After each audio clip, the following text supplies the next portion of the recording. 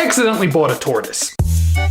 A couple months ago, Ty Park at Iguana Land in Punta Gorda, Florida was having this event called Turtle Fest, where they were raising money for turtle conservation. In it, he was having an auction where people donated items, you bid on the items, you purchase the items, money goes to conservation. My very, very good friend, Mr. Charlie Moorcroft, decided to graciously donate 2 cherryhead tortoises. The species is redfoot, but cherryhead just means that they have extra red on their heads, hence the name. And they're a lot prettier than the normal redfoots. Anyways, the cherryheads come up for auction, and he looks over at me, and he goes, bid it up, it's for conservation. 110, 120, going once, going twice, sold.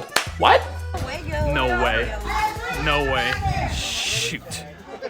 Yeah, all right. Okay, all right.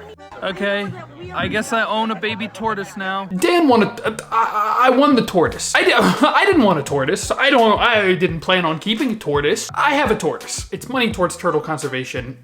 Don't care. So I bought this I named her Nibbler just immediately for no reason in particular, the most precious little 3-week-old redfoot tortoise. So I got home and I had to set up an enclosure for her. Now, redfoot tortoises are from South America. They're a tropical species. Cold is an icky no-no. And this is a little baby. So I took a concrete mixing tub, filled it with like mulch and dirt, and put it in my garage where it's always like high 80s. It's very warm in there, but it's not humid. Humidity is key for almost all baby tortoises of all species to maintain smooth shells and not get pyramiding, which is when their shells get bumpy. Bumpy shells are a no-no. So I took these dowel rods and made a frame over the mixing tub, and I took saran wrap and hot glued saran wrap to the dowel rods. I basically made a little greenhouse. I put a strip of UVB. I have a hot spot as well. I even have one of those little saucer dishes for just getting in and getting out of to drink for little Nibbler. And there was my tortoise enclosure. And so high humidity, I just built that thing and basically have this pump sprayer that I just spray all up in there with sphagnum moss all over the place for the tortoise to hide in. It collects all of that water, it holds onto it, and it keeps the humidity like well over 80%. So every 2 days I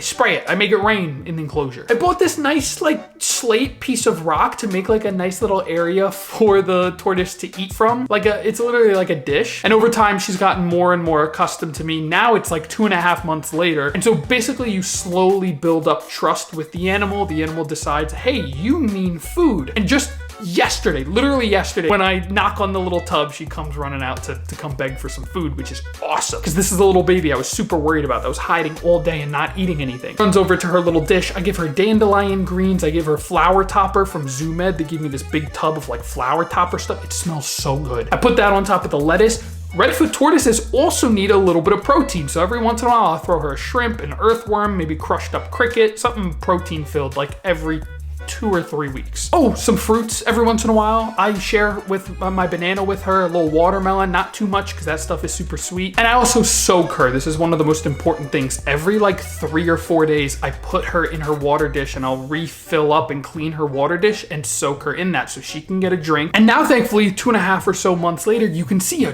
really, really huge difference between when I first got her and now you can see that black growing in between the scoots of the shell. That's new growth. And that new growth is nice and smooth, which is what I love to see. Odds are I will not be keeping this tortoise long term. Once she gets a little bit larger, probably like yay big, she'll be due for an upgrade. Just right now, that concrete mixing tub is more than enough for just a singular tortoise. But eventually when she gets larger, I'll probably rehome her to one of my friends who has a bunch of Charlie's tortoises down in South Florida.